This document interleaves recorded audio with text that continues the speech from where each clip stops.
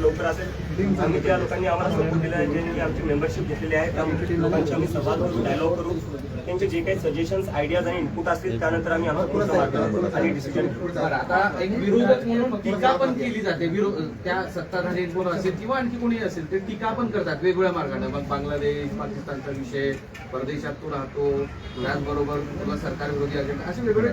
आता तू वाचलास असेल तर त्याबद्दल काय म्हणतो? माझ्यावर जे टीका केलं त्या केलेल्या ठीक आहे. आज मी तुमच्या समोर बसवलोय, भारतात बसवलोय, काल मी प्रदर्शन केलं. तुम्ही एका पाकिस्तानीला मग दिल्लीत प्रदर्शन करू देताय हे म्हणायचंय तुम्हाला. आणि दुसरी गोष्ट माझ्यावर टीका करताय ठीक आहे. वेदांत नावाचा 17 वर्षाचा स्टुडंट सीबीएसईचा, त्याला या सरकार आणि मीडिया, जे मेनस्ट्रीम मीडिया आहे त्यांनी पाकिस्तानी म्हणलेलं आहे. जो मुलगा 17 वर्षाचा आहे त्याचं फक्त एकच काम होतं, मेहनत करायची आणि परीक्षा द्यायची. त्यांनी परीक्षा दिली. परीक्षामध्ये त्याला जेव्हा कळलं की त्याची मार्कशीट चुकीची चेक झाली, तो कारभार त्यांनी उघड आणला, तेव्हा तुम्ही त्याला पाकिस्तानी म्हणले. या देशात तुम्ही कोणाला पाकिस्तानी म्हणणार आहे? त्या वेदांतला तुम्ही पाकिस्तानी म्हणताय, जो एक सीबीएसईचा स्टुडंट आहे. मला तुम्ही पाकिस्तानी म्हणताय. तुम्ही काही पत्रकारांना पाकिस्तानी म्हणतात, तुम्ही विरोधकांना पाकिस्तानी म्हणता. मग आहे कोण? भारतीय आहे कोण? फक्त भाजपवाले आणि IT सरवाले भारतीय आहेत का? आणि आम्ही सगळे पाकिस्तानी? कधीपर्यंत चालणार आहे? तुम्ही तुमची जिम्मेदारी नीट करा, तुम्ही तुमची कामं नीट करा. आम्हाला काय बोलायची गरज पडणार आहे? तुम्ही अमेरिकेत जाणार आहात? नाही, मी अमेरिकेत जाणार नाही. आंदोलन उभं राहिले, दडपण आहे म्हणावं. काय हे सगळं आंदोलन उभं राहिले, प्रतिसाद मिळतो, दडपण आहे म्हणावं. दडपणी जिम्मेदारी आहे. युवकांचा प्रतिसाद चांगला आहे, पण जे उच्च विचारवंत वगैरे अशा लोकांचा काही प्रतिसाद आपल्याला मिळतो. जसं प्रकाश राज वगैरे आपण एकत्रित केले आहे. सोनम वांगचुकपेक्षा मोठं कोण असू शकतं? अजून प्रतिसाद आपण मिळतो. विश्वंभर चौधरी, अंजली दामनिया काल त्यांनी समर्थन दिलेले आहे. तर अशा अजून लोक आमच्याशी जुळत आहेत. प्रशांत भूषण, संजय हेगडे जे सुप्रीम कोर्टचे लॉयर आहे तेही आमच्यासोबत जुळत आहेत. त्याला जोडण्याचं असं आहे की इतर जे विरोधातले पक्ष आहेत काँग्रेससारखे, ते उघडपणे पाठिंबा देताना दिसत नाहीत. काही संपर्क झालाय का या काळात? नाही, काही संपर्क नाही झाला. जर ते संपर्क केला त्यांनी, ते पाठिंबा दिला तर घेऊ इच्छितो. ज्यांना युवकांच्या मुद्द्यावर आम्हाला पाठिंबा द्यायचा आहे त्यांनी आम्हाला पाठिंबा देऊ शकतात. कारण की आम्ही कोणा एका पक्षासाठी करत नाहीये, आम्ही युवकांसाठी करतोय. ज्यांना युवकांची काळजी आहे ते आम्हाला पाठिंबा देऊ शकतात. आपला माझी पक्ष आहे आम आदमी पार्टी, त्यांनी काय पाठिंबा वगैरे दिला किंवा त्यांच्या काही संपर्कात आहे आपण? संपर्कात नाही, पण मी जसं आधी म्हणलं, ज्या पक्षांना किंवा लोकांना युवकांची काळजी आहे आणि युवकांच्या मुद्द्यांवर थोडंफार काही वाटत असेल त्यांना, तर त्यांनी आम्हाला समर्थन द्यावं. कारण की आमची जी पूर्ण मुव्हमेंट आहे ती सगळे जे युवक आहे ज्यांच्यासोबत शिक्षणात काही चांगलं होत नाही, शिक्षण व्यवस्था आपली कोलॅप्स झाली आहे. बेरोजगारी आपल्या देशात मागच्या 40 वर्षात सगळ्यात जास्त आहे. आज आपल्या देशात 50 लाख ग्रॅज्युएट दरवर्षी निघतात. त्या 50 लाख ग्रॅज्युएटपैकी फक्त 20 लाख ग्रॅज्युएट्सला नोकरी भेटते. बाकीचे 30 लाख जे ग्रॅज्युएट्स आहेत त्यांना नोकरी भेटत नाही. तर या मुद्द्यावर ज्यांना आवाज उठवायचा आहे आणि ज्यांना समर्थन द्यायचं आहे ते आम्हाला समर्थन देऊ शकतात. केजरीवालांनी काही संपर्क नाही, या मुवमेंटचं काही पॉलिटिकल मध्ये परिवर्तन होईल? ही पॉलिटिकलच मुव्हमेंट आहे सर. या देशात फक्त गोष्ट पॉलिटिकल आहे. पॉलिटिकल फक्त 5 वर्षातून एकदा मत देणं म्हणजे पॉलिटिक्स नसतं. पॉलिटिक्स म्हणजे तुम्हाला 5 वर्ष ज्यांना मत दिले त्यांना प्रश्न विचारणं पॉलिटिक्स असतं. तर हे पॉलिटिकलच आहे. आपण मतदानाच्या पॉलिटिक्स मध्ये उतरणार? ते मी जसं तुम्हाला प्रवीण आधी सांगितलं, खूप लोक आहेत सगळं बोलायला. 15 दिवस कालच्या भाषणात पण म्हणालं होतं की भीती, आणि प्रत्येकाच्या मनात भीती आहे की रस्त्यावर उतरलं तर काय होईल, आपण आंदोलन केलं तर काय होईल. ती भीती अजूनही मनात आहे का? पुढं या भीतीला सगळं दूर करून पुढं एकसंघ मला काल वाटतं की युवकांनी उत्तर दिलेलं आहे, ते आता घाबरत नाही. आणि त्यामुळेच काल जंतर मंतरवर आपण एवढी गर्दी पाहिली, पूर्ण जंतर मंतर भरून गेलं होतं. ते एक मेसेज होता की आजचा तरुण आता घाबरणार नाही या सरकारला. याला जोडून एक प्रश्न आहे. काल तुम्ही आंदोलनात पण बोललात की आईवडिलांच्या भीती, तुमची आणि आईवडिलांची भेट झाली तर ती भीती दूर झाली, काय वाटतं? नाही, माझ्या आईवडिलांना भीती वाटतेच थोडीफार. मी त्यांना सांगतो घाबरायची गरज नाही, कारण की आता मी एकटा आणि लाखो तरुण माझ्यासोबत जुडलेले आहेत. काय जंतर मंतरवर इतके हजारो तरुण आलेले होते. आणि जे काही आईवडील बघत असतील मी त्यांना सांगू एक मेसेज त्यांच्यासाठी आहे. मला माहिती आहे जेव्हा तुमचे लेकरं काही राजकारणावर बोलत असतील किंवा सरकारला प्रश्न विचारत असतील तेव्हा तुम्हाला भीती वाटत असेल. तुम्ही लेकरांना सांगत असाल की काही बोलू नको, तुझ्यावर केस करतील किंवा तुझ्यावर काही आरोप लावतील किंवा तुला आत टाकतील. घाबरू नका. तुम्ही घाबरतात, ह्या सरकारला प्रश्न नाही विचारत. त्यामुळे आज नीट CBSE सारख्या भानगडी होत आहेत आणि त्यामुळे आपल्या लेकरांचं जे भविष्य आहे ते उद्ध्वस्त होतं. जोपर्यंत आपण प्रश्न विचारणार नाही, जोपर्यंत आपले जे मुलं आहेत ते बोलणार नाही, तोपर्यंत हे सिस्टम काही नीट होणार नाही. सिस्टम नीट करायचं म्हणजे आधी आवाज उठवावाच लागेल. भाऊ एक मिनिट, तुम्ही मराठवाड्यात आलेले आहात.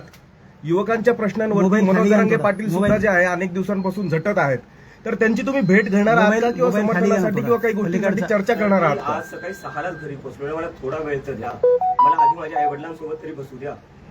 काँग्रेसच्या ज्येष्ठ नेते आहेत यशवंत ठाकर ते म्हणतात की डॉक्टर जनता पार्टीची विचारधारा ही काँग्रेसची जुळती मिळते आहे त्याकडे आयडियोलॉजीचा प्रश्न उपस्थित आमचे जे इन्स्पिरेशन आहे जसं मी आधीपासून म्हणत आलो महात्मा गांधी, आंबेडकर, नेहरू, भगतसिंग. आणि मला वाटतं की आयडियोलॉजी कुठल्या एका पार्टीची नाही किंवा कुठल्या एका माणसाची. देशात आपले सगळेच असे आहेत. महाराष्ट्रच बघायला गेला तर सगळ्यात जास्त प्रोग्रेसिव्ह लिबरल आपला महाराष्ट्रच आहे. ती आयडियोलॉजी मला वाटतं सगळ्या महाराष्ट्राचीच असतो. या पुढच्या काळात देशभराचा दौरा करणार आता? त्याच्यावर आम्ही हे विचार करतोय आणि लवकरच करूया. आपने लवकरच करू. आपने ये ना। 7 का अल्टीमेटम दिया है सरकार मोबाइल थोड़ा को खाली है ना, दादा। के इस्तीफे के लिए। ये ना अगर वो अल्टीमेटम पूरा नहीं होता है वो इस्तीफा नहीं देते साहब मोबाइल नीचे ले थोड़ा. हम फिर से आंदोलन शुरू करेंगे और फिर से हम अपना धरना देंगे. धर्मेंद्र प्रधान जी का इस्तीफा देने से क्या प्रॉब्लम सॉल्व होगा? क्या सेंट्रल गवर्नमेंट ने इसमें और स्टेप्स इनिशिएट करने की जरूरत है, क्योंकि एजुकेशन जनरेशन पे इम्पैक्ट करता है एक पीढ़ी पे. मैं आपसे पूछना चाहता हूँ एक मेरा सीधा क्वेश्चन, सिस्टम कैसे ठीक होगा जब कोई जिम्मेदारी लेने को तैयार नहीं है? अब बताइए मुझे, पहले जिम्मेदारी तो लेनी पड़ेगी ना. कल को आप किसी कंपनी में काम करते हो, उस कंपनी में नुकसान हो रहा है उस कंपनी का आपकी वजह से, क्या वो नुकसान फायदे में बदल सकता है जब तक आप रिजाइन ना करो? और ये कौन सा है, मतलब कोई भी प्राइवेट जॉब देख लीजिए आप कहीं प्राइवेट जॉब करने जाओगे, आपसे एक गलती हो जाए, दो गलती हो जाए, आपको जॉब से निकाल देंगे. यहाँ हर रोज पेपर लीक हो रहे हैं. देश में कौन सा एक सरकारी पेपर है जो लीक नहीं हो रहा है? उसके बाद भी कोई रेजिग्नेशन नहीं आ रहा है. तो जब तक रेजिग्नेशन नहीं आता तो कैसे मान सकते सिस्टम ठीक होगा? पहले रेजिग्नेशन तो देकर दिखो, हमें बताओ तो कि आप गलती मानने के लिए तैयार हो. आप गलती ही नहीं मानने को तैयार हो. आपण भाजपचे जे धर्मेंद्र प्रधान आहे तर त्यांचे जे सेक्रेटरी आपण त्यांना पण धारेवरती धरणार का? कारण की जर बघायला गेलं तर मंत्री दर 5 वर्षाला बदलत राहतात, पण सेक्रेटरी फिक्स असतो. प्लॅन पण नाही का एक्झिक्यूटिव्ह सेक्रेटरी थ्रू होतो, तर आपण त्यांना पण धरलं पाहिजे. छोट्या माणसांना पकडून काय असते? आपको हर तरफ से ते वरती कोण बसतात, त्यांना ऑर्डर कोण देते? आता मी त्याच्यावरच बोलतोय, एक ऍक्शन घेतले सरकारने यावर, जे सीबीएसई नीट मध्ये झाले. काय केलेलं? आत्महत्या केलेली आहे. त्याच्यावर सरकारचं ऍक्शन काय? ट्रान्सफर, सस्पेन्शन पण जमले नाही तुम्हाला. म्हणजे या देशात जे स्टुडंट्स आहेत त्यांच्या लाईफची व्हॅल्यू एवढी कमी आहे की तुम्ही सस्पेंड नाही करू शकत अधिकाऱ्यांना. आम्ही तर राजीनामा म्हणतोय, राजीनाम्याशिवाय कमी काही मंजूरच नाहीये. तुम्ही नुसतं ट्रान्सफर.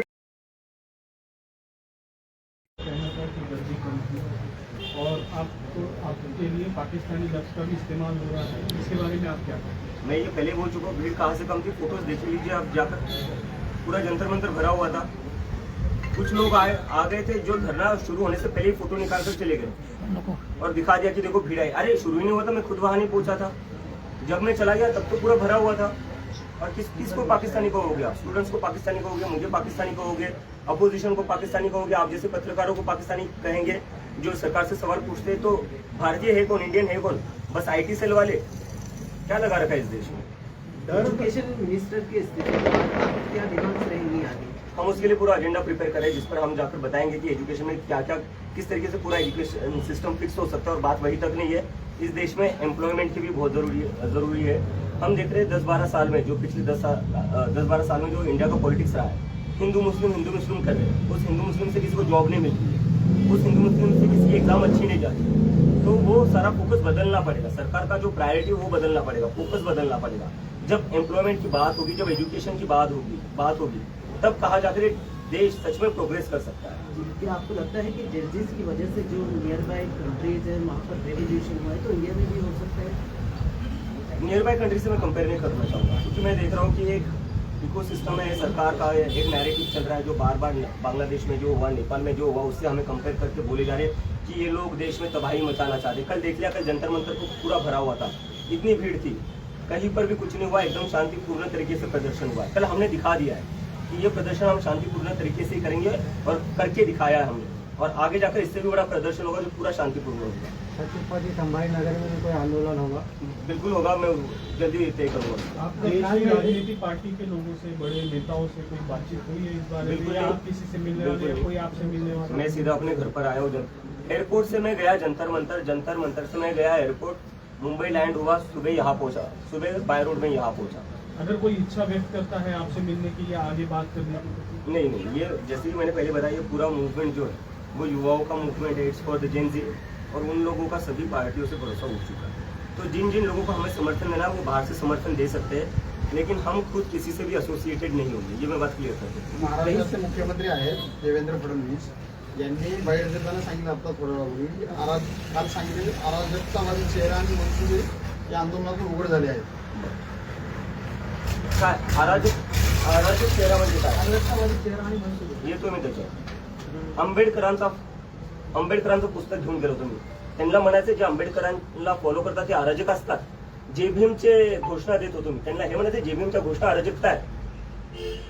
देवेंद्र फडणवीस जे आपले मुख्यमंत्री आहेत त्यांनी थोडा विचार करावा.